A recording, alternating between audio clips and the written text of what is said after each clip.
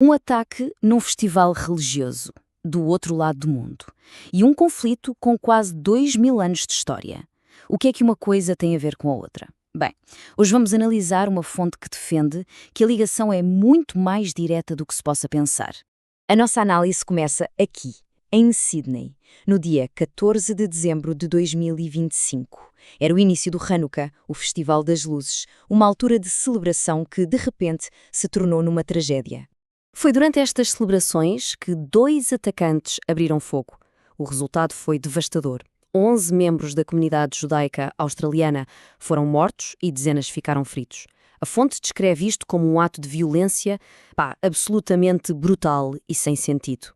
E é aqui que a fonte levanta uma questão central. O argumento é que, embora o discurso oficial seja contra sionistas, na realidade, os alvos acabam por ser judeus. Pessoas comuns, independentemente da sua nacionalidade. E isto leva-nos ao grande quebra-cabeças que a fonte nos apresenta. Quer dizer, se a questão é política, se é sobre um Estado-nação em particular, por que motivo é que o ataque acontece contra uma comunidade religiosa, numa diáspora, a milhares de quilómetros de distância?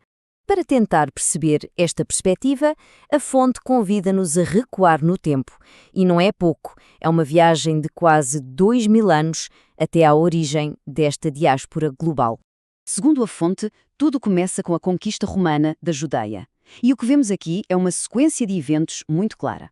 Primeiro, no ano 70, a destruição do templo em Jerusalém. Depois, o início do exílio em massa do povo judeu. E, finalmente, em 135, a decisão romana de renomear a terra para Palestina. A fonte interpreta isto como uma tentativa deliberada de apagar a identidade judaica da região. E o argumento continua a ser construído com base na história, apontando para grandes perseguições que aconteceram mas muito antes de sequer se pensar no moderno Estado de Israel. A fonte lança aqui uma pergunta retórica, muito direta: se o problema é um Estado que só surgiu no século XX, qual era a justificação para a Inquisição em Espanha e Portugal? O argumento é que a perseguição visava os judeus pela sua fé, não por uma nacionalidade que nem sequer existia. E claro, o mesmo raciocínio é aplicado à Alemanha nazi. O orador da fonte sublinha que a perseguição nazi também aconteceu numa altura em que não havia Estado israelita. O alvo era o povo judeu, a sua etnia, a sua religião. E com este contexto histórico, a narrativa dá um salto até ao século XX. Depois de séculos de diáspora e perseguição, o foco vira-se para a criação de Israel. É neste cenário, logo a seguir à Segunda Guerra Mundial, que em 1948 é fundado o Estado de Israel.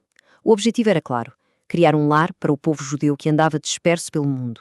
A fonte descreve os primeiros tempos de Israel como uma autêntica Torre de Babel. Como se pode ver aqui, os imigrantes chegavam de todo o lado, trazendo consigo as línguas dos países de onde tinham fugido. A comunicação era, como se pode imaginar, um desafio enorme.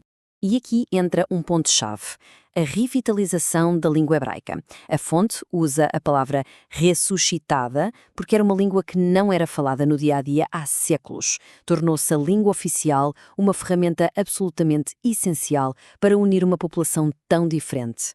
E isto leva-nos a uma distinção que a fonte considera fundamental. Israelita é uma nacionalidade. Um cidadão de Israel pode ser judeu, cristão, muçulmano, o que for. Já judeu, por outro lado, refere-se a uma etnia e a um grupo religioso. É uma comunidade global. Ok, com esta base toda, tanto histórica como de terminologia, a fonte começa a ligar os pontos e volta a trazer-nos para a atualidade, para a tragédia de Sydney. O ponto central do argumento é reforçado aqui. As vítimas do ataque em Sydney não eram cidadãs de Israel.